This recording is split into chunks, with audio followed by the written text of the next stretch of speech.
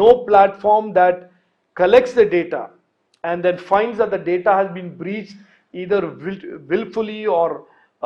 unwittingly by its employees or by a breach of its cyber systems,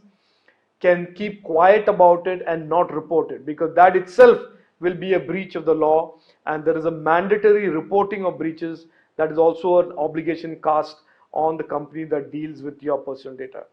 All in all, this is a bill that has built in, like I said, the very strong principles of protecting the citizen, protecting and safeguarding the citizen's right to having his or her personal data being protected and not being breached by anybody, his or her data privacy not being breached. And on the other hand, making it simple enough compliance wise, not to create a burden of compliance on companies that are operating in the internet space, in the data economy space, startups that are innovating in the other fast exciting areas of AI and so many different segments that deal with data and deal with consumers on the internet.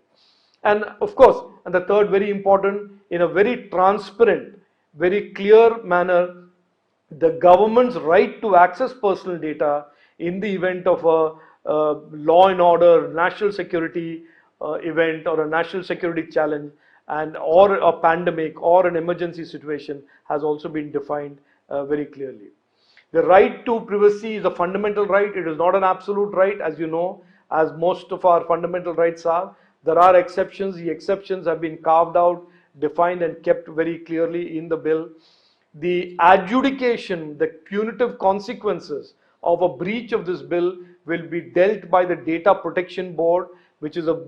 body designed specifically to adjudicate the financial penalties that will be levied on those who breach any or all of the obligations that are cast on them by this bill.